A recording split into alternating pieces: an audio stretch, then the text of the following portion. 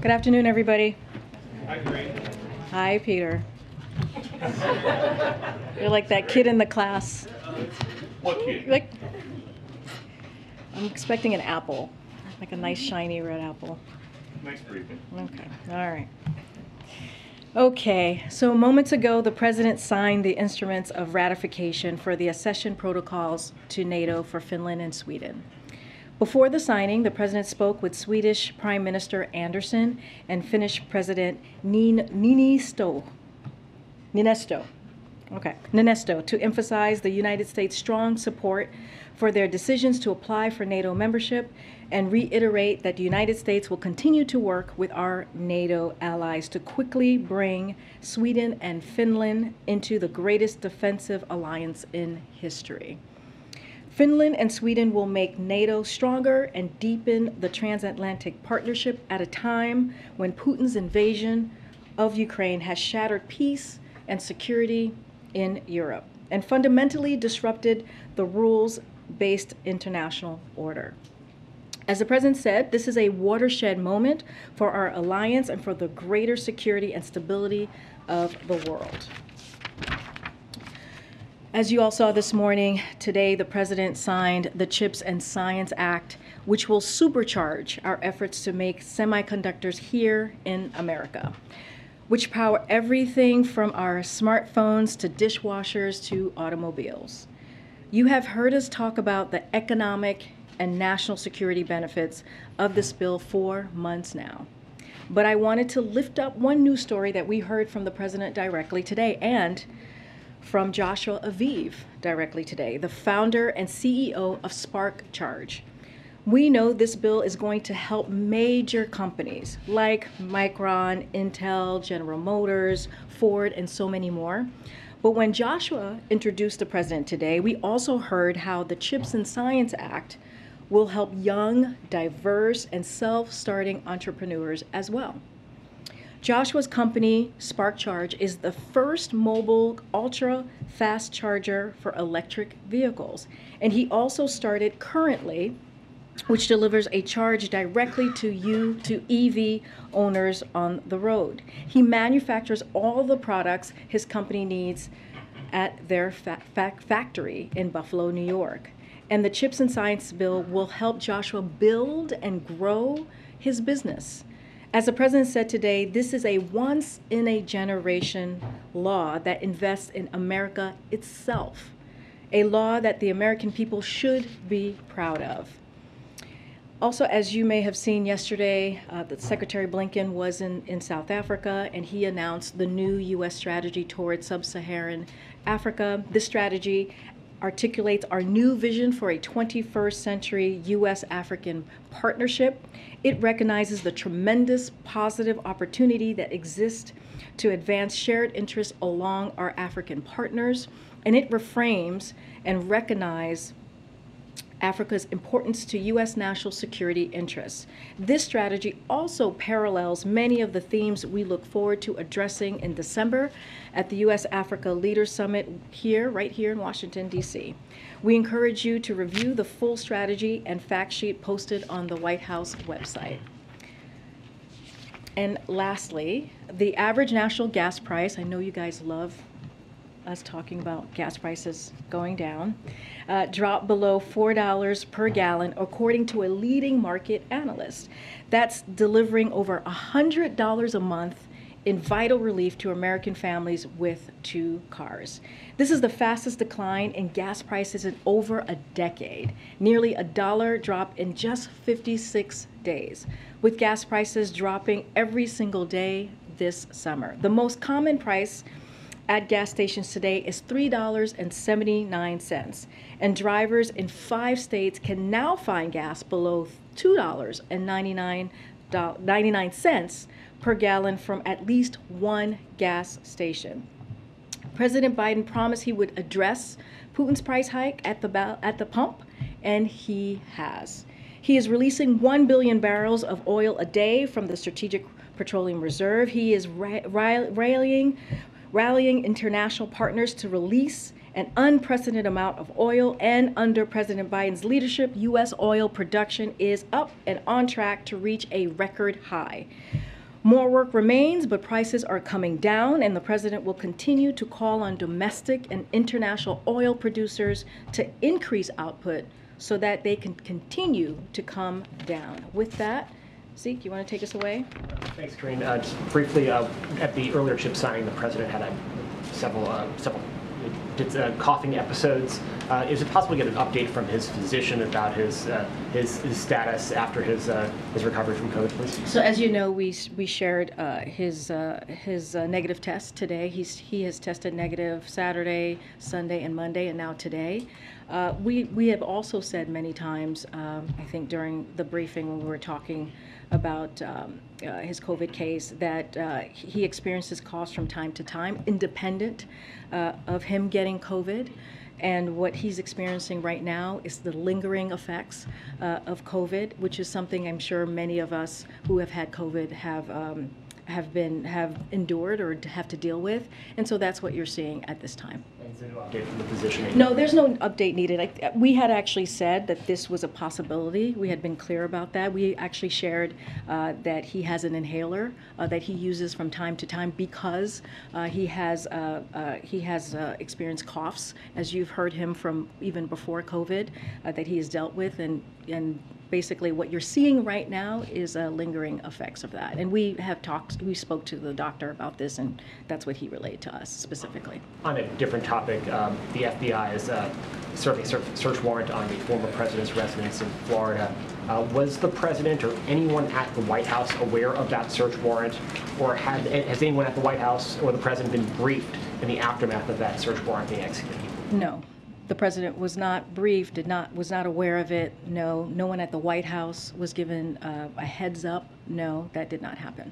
Is the White House at all concerned, given the domestic political climate, but also the signal that it sends to the rest of the world that the Department of Justice carried out this sort of operation on a former president, that it could even create the appearance of politically motivated prosecutors? So first off, and you've heard us say this many times at this podium, you've heard the president say this, the Justice Department conducts investigations independently, and we leave any law enforcement matters to them. It would not be appropriate for us to comment on any ongoing investigations. I can say that President Biden has been unequivocal since the campaign. He believes in the rule of law, in the independence of the Justice Department investigations, that those investigations should be free from political influence, and he has held that commitment as president. I want to also remind you all of what he said on January 7th of 2021, when he then nominated Merrick Garland to be the Attorney General, and I quote, "We need to restore the honor, the integrity, the independence of the Department of Justice in this nation that has been so badly damaged." And so many former leaders of that department in both parties have so testified and stated that. I want to be clear to those who lead this department who you will serve. You won't work for me. You are not the president or the vice president's lawyer. Your loyalty is not to me. It's to the law, the Constitution, the people of this nation to guarantee justice, end quote. So I would refer you to the Department of Justice. And just lastly, does the White House, if the president believe it would be helpful, both domestically and signal that sends abroad, for the Department of Justice to be more open about the reasons for that search warrant, the underlying evidence there? Again, this is not something I'm going to comment on today or from here at all. This goes to the Department of Justice, and that's where I refer you to. Right.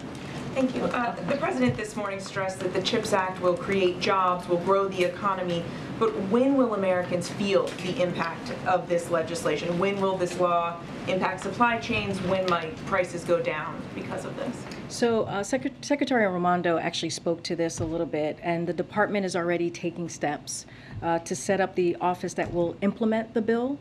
And so we'll have more details on that soon, but we are working hand in hand with private companies who are already announcing new investments here at home because we passed this bill. We had said for many months that we needed to send that signal for companies who were making decisions by the end of the summer. So by passing this, and now the president signing this, we have sent that signal. So they are, you see companies working on that, private companies.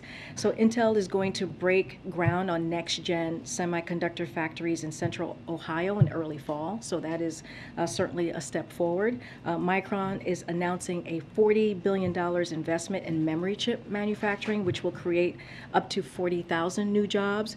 And Qualcomm and Global Foundries are announcing a new partnership, including $4.2 billion in chips manufacturing. Qualcomm will increase U.S. chip manufacturing by up to 50%. Just giving you a little bit of already what's happening, and we'll have more specifics on when we'll see a direct effect. And on this rate, I understand you're underscoring the independence of the Justice Department, but just politically and in terms of the optics of this, are you concerned at all about how it looks for the Justice Department to be investigating and raiding the home of the former president, who may very well be the current president's rival in 2024? Again, we're just not going to comment on any ongoing investigations from here. And to Republicans who say it reeks of politics? Look, I'll say this. You know, the president and the White House learned about this FBI search from public reports. We learned just like the American public did yesterday, and we did not have advance notice of this activity. President Biden has been very clear from before he was elected president and throughout his time in office that the Justice Department conducts its investigations independently. He believes in the rule of law and what we are a nation of law, and we defer any incoming on this particular incident yesterday to the Department of Justice. Follow up on that, Karine. Republicans have said that they will probe this raid if they take over the House or the Senate after the November elections. What's the White House's reaction to that? Again, I'm just not going to comment on any reaction to what happened yesterday. We are going to refer any incoming to the Department of Justice. Okay. But that's not really about DOJ. It's more about what might be coming your way if the election does not go your way. That's a hypothetical, and I'm just not going to entertain it at this time. And another topic, the House is meeting on Friday to vote about the Inflation Reduction Act. Assuming that they go ahead and pass the bill, what are the president's plans for signing it? No plans at this moment to share with all of you. As you know, there's an enrollment process. It takes some time before the bill can get signed. Nothing to share at this time on what that looks like. So we just are looking forward. We are grateful for what the Senate was able to do just a couple of days ago, and we are looking forward to the House passing it so that we can deliver for the American people. And then I'll come back. Just to follow up on the Republican criticism of this search warrant that was executed on Mar-a-Lago, does the president believe that the Justice Department acted accordingly here? That is not. I'll say this again. That's up for the Department of Justice to decide. It is when it comes to the criminal investigation, it is independent, and they make that decision.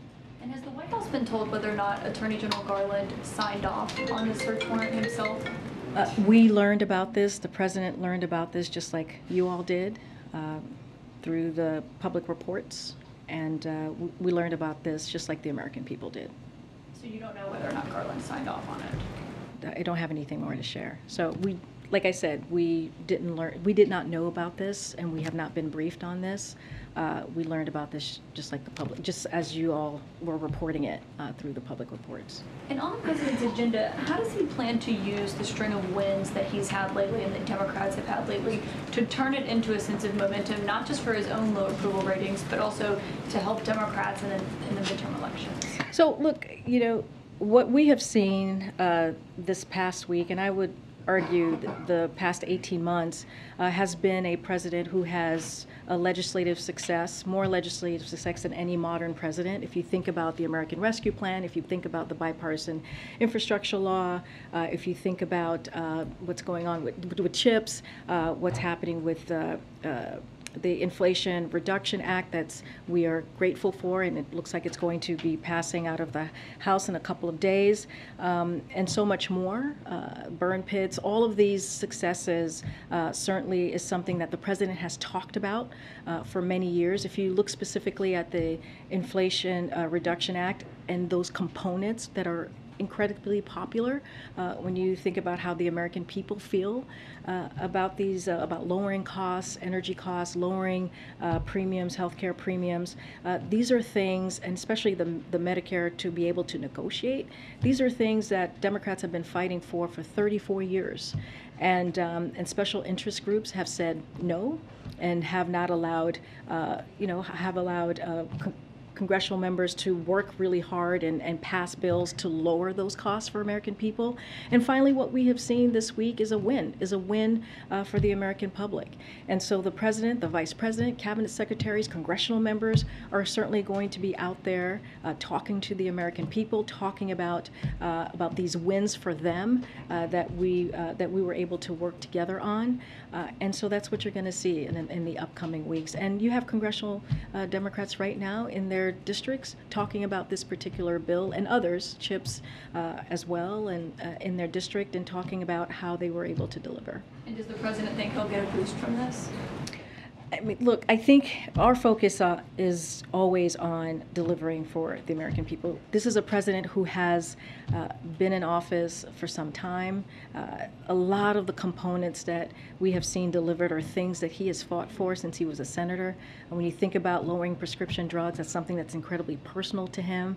And that's what matters. What matters right now is the work that we're doing, which are very popular. The components, the legislation are very popular with the American public, and that's going to be our focus. Steve. The archivist said in a letter to the Justice Department in February that classified material apparently was taken from this building down to Mar-a-Lago in Florida. What's the president's reaction to that general notion? I'm not going to comment further from here from what I said. This is a criminal investigation that the Department of Justice is running, and I leave it to them to speak to it. The president is the original classification authority. All of it stems from him personally. He has no specific reaction to the way that classified material was apparently handled in this case? Again, this is a criminal investigation that the Department of Justice is independently running. We will leave it to them to speak to this.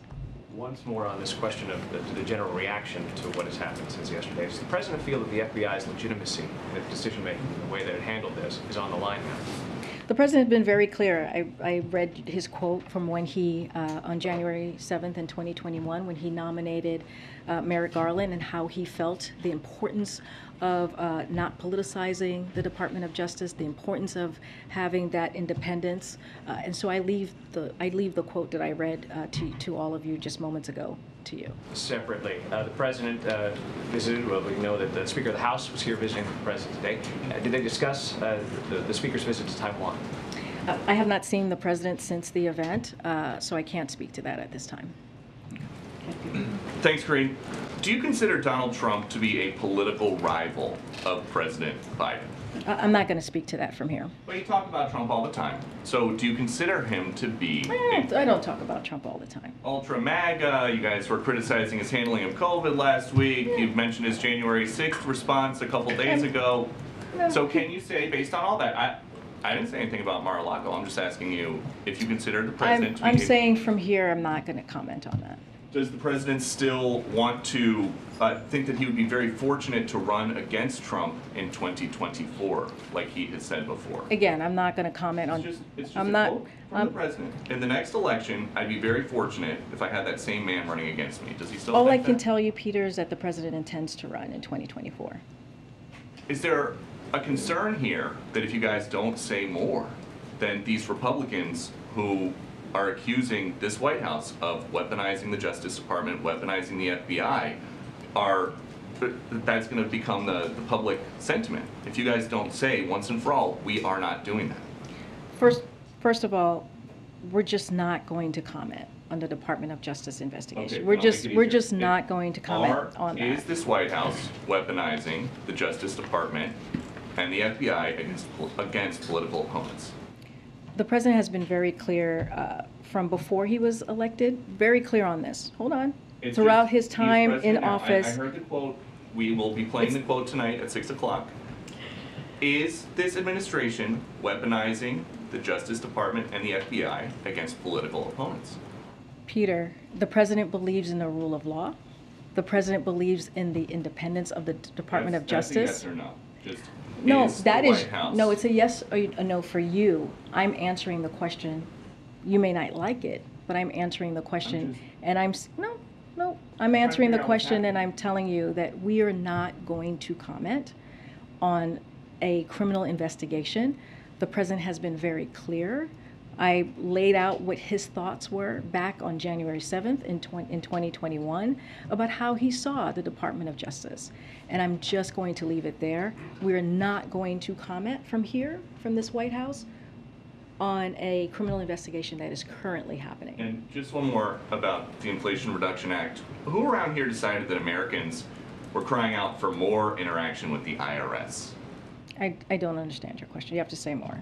Do you think it's going to be popular when the 87,000 new employees hired by the IRS go around and start auditing people to pay for the Inflation Reduction Act? So it's very clear, the IRS commissioner was very clear on this. He said that on the record, that this will only apply to those earning over $400,000. The commissioner said, and I quote, "These resources are absolutely not about increasing audit scrutiny on small businesses or middle-income Americans, as we have been planning our investment of these enforcement resources is designed around Treasury directive that audit rates will not rise relative to recent years for households making under $400,000. So no this is focus on those who are corporate wealthy tax cheats that congressional Republicans wanted to defend.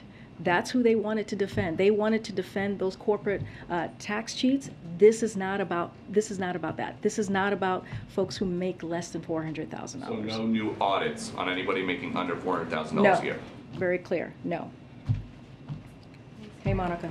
Welcome to the briefing room. Thank you very much. Former Vice President Pence called on the Attorney General to provide a full accounting of the FBI search at Mar-a-Lago. Is that something the White House would support? I'm not going to comment on I'm not going to comment on this. I'd refer you to the Department of Justice. And has the President spoken with the Attorney General today? I'm just not going to speak further on any conversations. There's no calls for me to preview. Just not going to comment on any ongoing criminal investigations. When it comes to student loans and the current pause on the payments, they're set to expire at the end of the month. A lot of borrowers told us that they feel they've been left in limbo, making it difficult to plan financially. Is there any update on that expected? When can they expect that? And would it possibly just be another extension, or what else is on the table? So the president spoke to this when he was asked, I think about 2 weeks ago, about the student loan and his decision. He said by the end of August. So we're still kind of at the beginning, getting into the middle of August. So when he's ready to make that decision, we will let you know. And what would you say to the borrowers that these 3-month extensions are making I'll say very this, and we complicated? have been very clear on this. Like, the president understands how student loans could affect a family, and how the pressure of that can really be a lot and put a lot of weight on a family's purse or economic situation. So we understand that. He is going to make his decision on this, and when he has something to say, we will share that. And just finally on Ukraine, what is the White House understanding of the situation at the Zaporizhia nuclear power plant? Which power plant? Zaporizhia. So I spoke to this yesterday during the gaggle.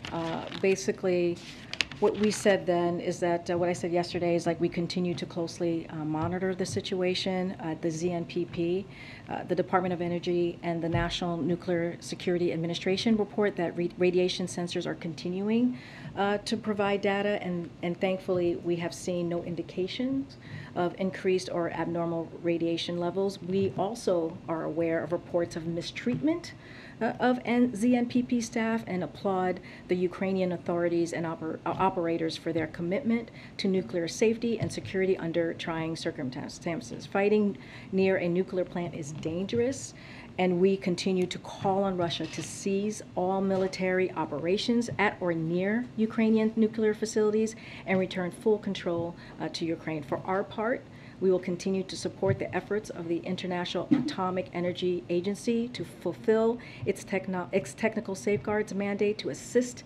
Ukraine with nuclear safety and security measures across its nuclear facilities. Okay, thanks, Karine. President Biden is scheduled to leave town for South Carolina tomorrow. Can we get any details on how long he'll be away on vacation, what he'll be doing? I don't have more to share on that. I'm sure as the days go by, we'll share more about what the timing will be. I just don't have anything for you to share at this time on his schedule. And would he, I know you spoke this before, but would he come back from that to sign the reconciliation bill? Well, first we're gonna work closely with the House to get that passed in the next couple of days, and once we have more to share, we will share his schedule if that changes. Can you talk at all about the CPI data tomorrow? What your expectations are? What you guys are looking at? Yep. So as you know, the president has the president's number one priority is to making sure that that we lower costs for American families. That's what we have been saying the past couple of months, especially as it relates to inflation. We laid out our plan on what that would look like. So we haven't seen the data yet for tomorrow. We know that gas prices have fallen. I just listed that for 56 days straight to below $4 nationwide, and we hope those gas price declines will factor into the CPI inflation data, and because of that, because of the work that the president has done these past several months, as I just mentioned earlier, we have seen a decline, a steep decline, a decline that we haven't seen in more than a decade, saving families about $100 a month. But again, we haven't not seen those numbers yet, and so we'll see tomorrow what that holds. Okay. Hey, thanks, Karine. A question about the Affordable Care Act. Does the White House plan to respond in any way to the Kelly v. Becerra lawsuit in Texas, which threatens provisions around preventive care? Not going to respond to any lawsuits from here.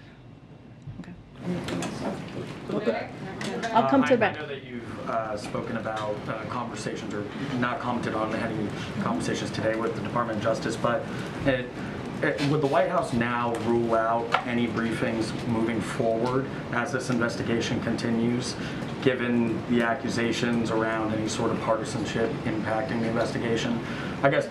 Can you say more? Sure. Yeah. The question being, is the moving forward, will the president or anybody from the White House be engaged in any briefings with the Department of Justice over this search or the investigation?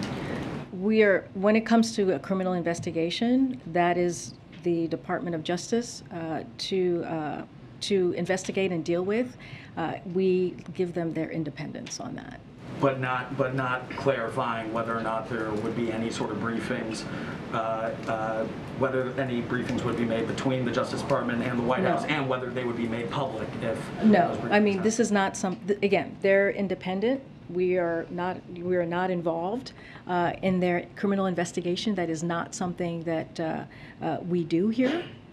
We give them their independence when it comes to that, and so we leave it to the Department of Justice. So any particulars, any specifics on what they're going to do next, or anything into that fashion, I would refer you to the Department of Justice. I want to ask about student loans just one more time. The way this was described previously in reporting and just in conversation about even in this room is around cancellation and a possible extension when it comes to a decision being made before August. And the president has said that a decision would be made before August.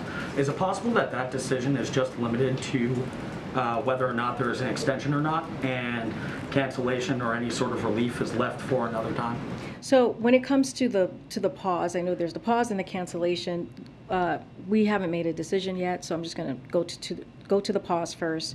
The Department of Education will communicate directly with borrowers about the end of the payment pause when a decision is made. So again, no decisions have been made. When it comes to the cancellation, look, I just said the president understands firsthand the burden that student loan has on families. It puts on families, and we're just going to continue to assess our options for cancellation. So no decisions have been made on that yesterday. yesterday, and the president has made clear he'll have something before August 31st. And would any decision impact public and private students of both public and private? I'm just not going to get into specifics. Once we have more, we'll share that with all of you. Okay. Thanks, Karine. Homeland Security announced yesterday that it is ending the Remain in Mexico policy. So I just wanted to see if the White House has any reaction to that. Also, I'm wondering too if you can talk a little bit about the timing of this decision. The Supreme Court ruled in June, late June, that the administration had the authority to eliminate the program. So I'm just wondering what took so long. Did the president want it to be done earlier? So as we have said before, the Migrant Protection Protocol, MPP policy under the prior administration was flawed, it was inhumane, and it was ineffective. Now that the lower court's order requiring us to continue the policy has been lifted, that happened just yesterday, the Department of Homeland Security has restarted efforts to terminate it. So we were waiting for the lower court, and it made that decision yesterday. So any further detail, I would just refer you to them, to the Department of Homeland Security. So CPI inflation is coming up tomorrow. Another question on that. So you've pointed out that gas prices are now falling. You said the government spending won't really affect inflation going forward. So then has the American people seen inflation peak, and is it now coming back down? Look, what I can tell you is I explained CPI. We haven't seen a number yet. We've seen the gas prices come down in the past 56 days, which is because of the work that this president has done. We hope to see that is reflected in CPI, so we will see what that looks like tomorrow. As it relates to inflation as a whole, what I can speak to is the work that we have been doing and what we have, the plan that we have put forth, including making sure the Federal Reserve has their independence to make sure that they can do the work that they're doing and they have the strongest monetary policy to work on those things. And it matters that the Inflation Reduction Act is going to looks like it's going to pass. It matters because we have 126 economists, both on the right and both on the D side, Republican and Democrats, who have said it is going to help fight inflation. That is important, including 5 Treasury secretaries, also Democrats and under Democrats and Republican administration. So that's going to be incredibly important, and we're just going to continue doing the work. Yes, gas prices came down by $1 per gallon, but we understand that there's more work to do, and we're going to continue to do that. We leave any data. I'll leave that. We'll see what the data looks like. The Intel CFO says that they don't expect to see the money until the end of 2023. So then the jobs the president is promising from this act, will they then have to wait till 2024 as the money cycles through? Well, I mean, I was kind of clear on this, and we have been for the past several months, and I said this moments ago. One of the things about passing the CHIPS Act and now signing it into law, as you saw the president do today, was sending that signal to private companies that we were going to take action to make sure that investments were happening here, right? To make sure that manufacturers were staying in America, and that we were able to make sure that we were doing the work that our country needed to do. To make sure that we're leading across the globe. And so that sent a signal to private companies, and that's why I was able to lay out what Intel is going to do, what Micron is going to do, and Qualcomm, and Global Foundries. When will we see those jobs? Well, I think we'll have more to share. This is the question that I kind of gotten, like when are the American people going to feel the impact? We'll have details on that very soon. In the meantime, we're taking steps to set up the office to get this done as quickly as possible. But I think what's important here is that this commitment that we have made, again, CHIPS bipartisan, very important. Both Republicans and Democrats came together to get this done, shows a very loud message to private companies that we want to make sure that we are investing in America and also can compete across the globe. Okay, Sebastian. Thank you, Karine. So I'm not asking you to comment on the Justice Department side of this, obviously, because I know your answer. But politically, is the president, who's the country's leader, is he confident that he has a plan to address the way that a lot of Americans, maybe even a very large number of Americans, are being told and may now believe that Donald Trump is being persecuted, that the deep state's coming after you, that the IRS and the FBI are corrupt, all this kind of stuff. This is really believed apparently by really a lot of people. He's the leader of the whole country, as he often says. Does he have a handle on this?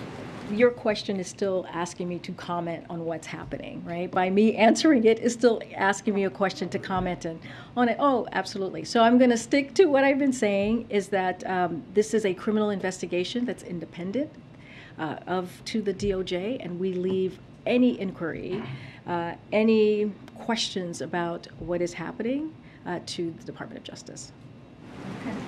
Okay. Thank you, Karine. One on NATO, one on Ukraine. The President urged the remaining 7 NATO members to complete ratification process for Finland and Sweden, as he said, as quickly as possible. What is desired time frame when he wants other leaders to complete the process? By the winter, by the end of the year? And what's his message to those leaders of those 7 countries, including Turkey? So we don't have a timeline to share. I think what you were hearing from the president is his strong support, clearly, from not just from him, but from Congress, from Americans, about how we support this expansion, this ratification that we saw today with Sweden and Finland. As I just laid out, he spoke to both of them. I hopefully have put out a readout by now, so you'll hear directly from us on how those conversations went. And so, we're going to continue to work with our allies and partners to strengthen defense and deterrence, and to avoid to strengthen that defense alliance. It's one of the strongest that we have seen in modern times, and a lot of that is because of this president's leadership. And so we're going to just continue to make sure that we make our voice clear. But I don't have a timeline to share. The president speaks to to the NATO members very regularly, as we read out to all of you. But this is an important day. We think this is a very important day for NATO as we continue. On Ukraine, there has been a series of explosions at a Russian Air Force base in Crimea. It's not clear yet what happened, but I'm wondering if you consider Crimea a legitimate target for Ukraine when they use US-provided weapons. So we are supportive of Ukraine's efforts, as you know, to defend its sovereignty and territory integrity. As we have said many times from here, the fight has been in the east and the southwest of the country, and it's far from over. We have warned this could be a long and protracted war. We will continue to ensure that Ukraine can push back against Russia's unprovoked aggression, and that's going to be our focus. So is it a legitimate target or not? Say that one more time. So is the Crimea a legitimate target for Ukraine when they use US-provided weapons? Because in the past, Pentagon seemed to try to convince Ukraine not to use US-provided weapons to attack Russian territory. So I don't have anything else for you on this. I'm saying to you that we are going to continue to support Ukraine as they're fighting for their freedom, as they're fighting for their sovereignty, against a brutal attack from Russia. Thank you. Thanks, Karine. I'll come to you. Go ahead, Jen. Go ahead. I know you said that you haven't seen the president since the bill signing and his opportunities to speak with Speaker Pelosi about her Taiwan trip. Presumably tomorrow they have another chance at the PACT Act signing, but since you have talked with him about the trip since it happened, does he want to have a conversation with Speaker Pelosi about it, to hear what she's heard on the ground, what the Taiwanese government would want to see from the U.S. government? Is he seeking at all a conversation like that? So one thing they talk pretty regularly, right? This is the Speaker of the House and the President. They have a friendship, they have a relationship. I don't have anything specific to read out about any recent conversation on her trip. What I can say is reiterate a little bit of what the President said yesterday when he was asked about the Speaker going, and he said, it was her right to go. Again, we're going to reiterate this. It was her right to go. There was precedence for this. As we know, Newt Gingrich, when he was Speaker, went a generation ago. And again, it does not change our policy, our one China policy. It does not change any of that, and so I will leave it to the speaker. She spoke to this earlier today. She was on one of your colleagues' networks talking about her trip, so I'll let her speak to it directly. Does the president agree, since you just mentioned her appearances this morning, that President Xi Jinping is a scared bully and in a fragile place? I actually did not watch the interview, but I know that I know she was on. I know she was on. Look, she's going to speak for herself. She is the speaker. It is up to her to make decisions on where she will travel. It is up to members of Congress to make that decision on where they would travel. What we provide a briefing on what the geopolitics looks like in the region, in that country, the national security components of their particular specific trip. But we are not. And you've heard us say this. It is a co-equal branch of government, but also separation of powers. And she has her right to make that trip. I will let her speak to it and how she feels about it. I cannot speak for her from here. One more on Russia. My colleagues reported today that a merchant ship carrying military equipment passed Turkey's Bosphorus Strait on the way from Syria to Russia, and I'm wondering if you can give us an update on, how concerned the U.S. is about this, but also was there any outreach to Turkish officials since it was the Turkish Strait? We don't have anything to share on that from here at this time. Okay, I'm going to try and go to the back. Thank you. No, Paul, I'm going to go to Phil. Yeah. Okay, I'm sorry. The president campaigned on binding up the wounds of the country and restoring norms, and I'm wondering, 2 years in, if the president believes that he has made progress in restoring the American public's faith in federal institutions. Well, one of the things that we understand and the president understands, and I've been asked this question in different variations, and it's pretty much the same. When he ran, he understood that we were in a politically polarized environment. He understand that it was going to be a lot of work to bring people together, and I think the work continues. Even in his first 18 months, there's still a lot of work to be done. But he has been able to do some things that people said he couldn't do, right? But bipartisanship on the bipartisan infrastructure law, it brought the right and the R's and the D's, Republicans and Democrats together. That was because of this president's leadership, that he was able to do that, to deliver an infrastructure investment that was historical. We were able to do that with the CHIPS and Science Act, bring the two sides together to get something done, to make sure that we're leaders across the world when it comes to manufacturing. And so there are things that this president has done because of his leadership. Somebody was asking me about NATO. That is also important as well. NATO is the strongest that it's been in modern times because of his leadership abroad. I think there's still more work to be done. It's not like turning the light switch on, and so we're going to continue to do the work. So there's no yes or no answer. We're going to continue to work towards that. And then you've said repeatedly that the president learned of the news of the FBI visit to Mar-a-Lago the other day through news reports. Can you tell us anything more? Was he watching the news? Was he scrolling Twitter? Did someone in his staff flag it for him? I can tell you this: he was not aware of the was it the Mar-a-Lago raid? I don't know what you guys are calling it before it happened. So I can tell you that did not know.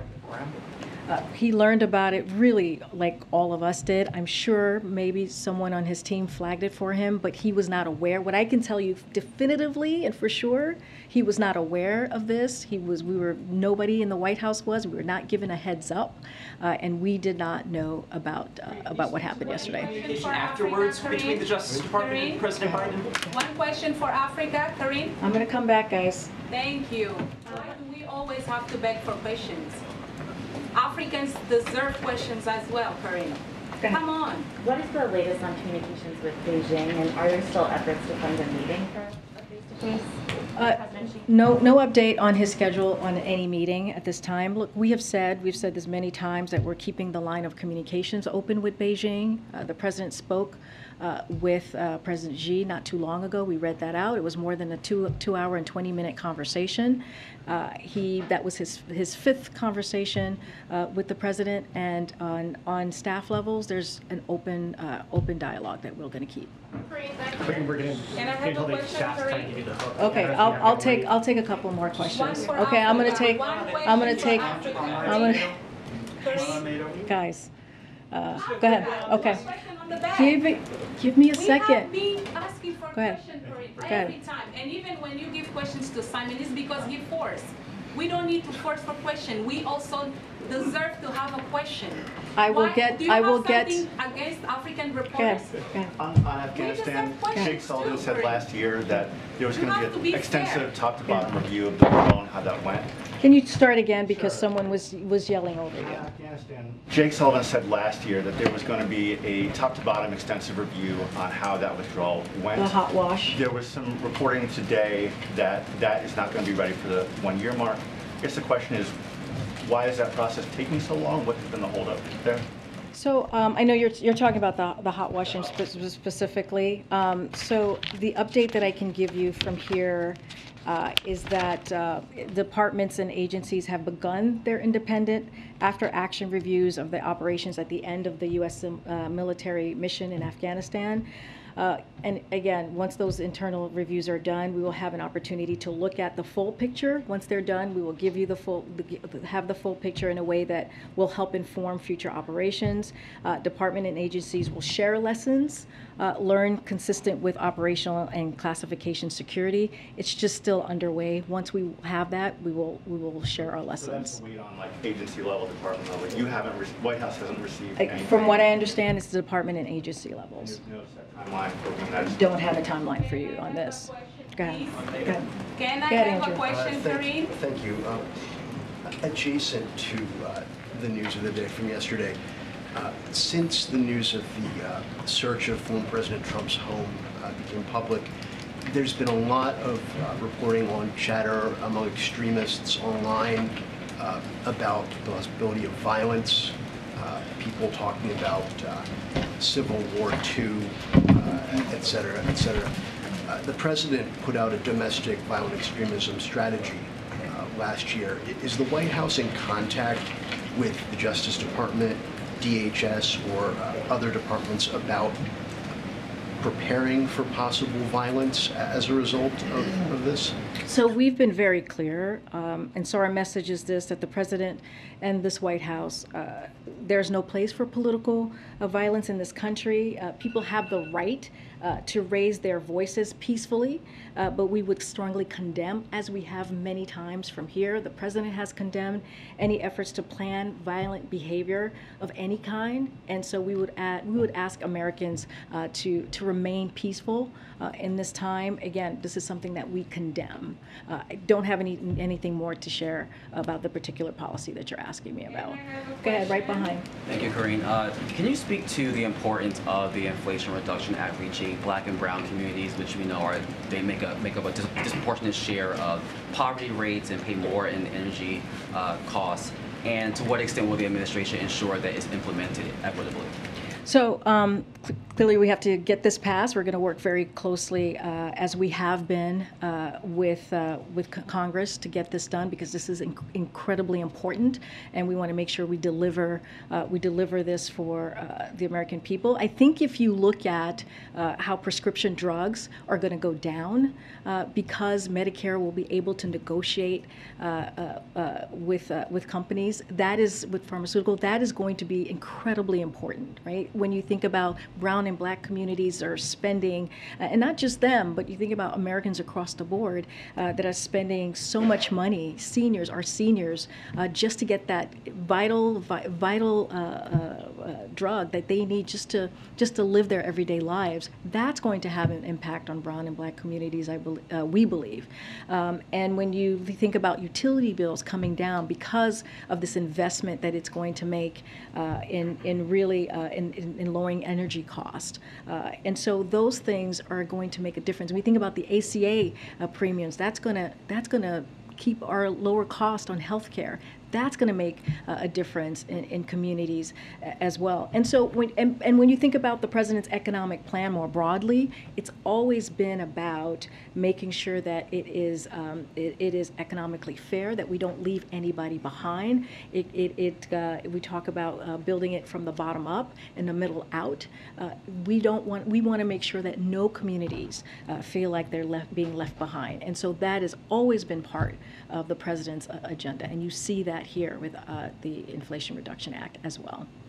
Go ahead, Senator. Okay, thank you, Karine. I know you said that you don't really want to comment on an ongoing investigation, but what time did the president learn about the raid on the raid yesterday? I don't have anything more to share, Simon. I've said all that I can about the topic. Yeah, and also you said that the president believes in the rule of law. Does he believe in the rule of law when it comes to the former president or even his son? I'm not going to comment anymore on both of the topics that you just mentioned. The Department of Justice is independent with their criminal investigation. The president has been very clear on that, and I would refer you to Department of Justice on those two topics that you just brought up. One final question from me. Sure. The secretary is in Africa. Yesterday he unveiled the new U.S. strategy for Sub-Saharan Africa, but that strategy doesn't have any step to show how the U.S. will counter China or Russia in Africa. Mm-hmm. And why is that? So I could say this.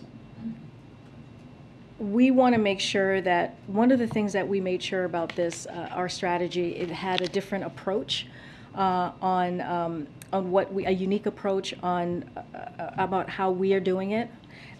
So we seek to engage not only government leaders, but a wide range of African and U.S. stakeholders, such as youth, business, civil society, and the diaspora. As you know, there's going to be a summit here in December, December 13th to the 15th. And so that's something that I want to make sure that is said as we're headed to the summit in just a couple of months. And our relationship as it relates to Africa, we believe, is incredibly important. I just laid out what the secretary talked about. So we want to make sure we're reinvigorating and modernizing U.S. partnerships across the continent, building substantive reciprocal partnership with African governments, institutions, and public based on the principles of mutual respect, equality, and other shared values, and strengthened by our long-lasting historical and cultural connections. So we want to make sure that our commitment is there. There's going to be many issues to talk about for the summit, and as we lay out our our strategy for Africa, it's going to be about national security. We'll talk about COVID. We'll talk about food security, and we'll talk about other items as well. That's going to be important to both global challenges. That's going to be important to African nations and also the U.S. If I can ask you this last question. We got to move on. We got to move on. No. We got to move on. Way in the back. Go ahead. Thank you. On the CHIPS Act signing today, with semiconductors primarily being manufactured right now overseas in East Asia, what message does this send? Does the president want this to send to China specifically at a time tensions are high? Look, the president talked about this in his speech as well. He mentioned the importance of being competitive in that competition. This is why this CHIPS and Science Act is so important. So we show that we are committed in investing in us, in Made in America, and committed in making sure that we have manufacturing that's happening here. As you mentioned, chips and semiconductors. As you mentioned, even our national security. Strengthening our national security is going to be important in chips. Strengthening our supply chain is going to be also important as we look at chips. So look, it doesn't stop us even the escalation that we're seeing, and that we are being very clear about with how we're communicating on that piece as well. But we also have to continue to do the work of the American people. We have to make sure that we're delivering for the American people, and that's what this shows. It's going to create jobs. And it's going to create those important chips when you think about the automobiles, when you think about the smartphones, all of these things that's going to be important in lowering cost for the American people. And so that's our message to the American people, is that we're going to make sure that we deliver for them and lower costs and create jobs at the same time. More on inflation with numbers coming out, wanting to get more detail about what the White House is prepared to do to help families on a fixed income who are still struggling.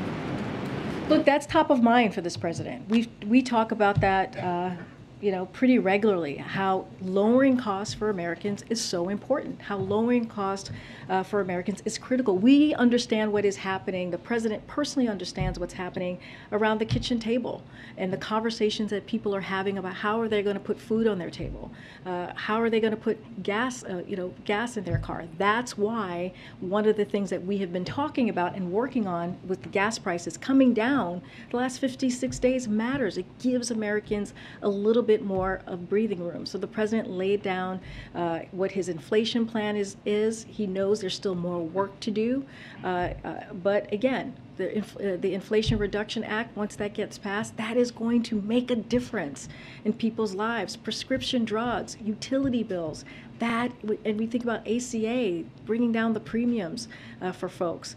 That's going to make a difference in people's lives. The CHIPS Act I just laid out, that's going to make a difference in people's lives. And so that's the work that we're going to continue to focus on, and we're going to make sure that we deliver for the American people. All right, thanks everybody. Thank you.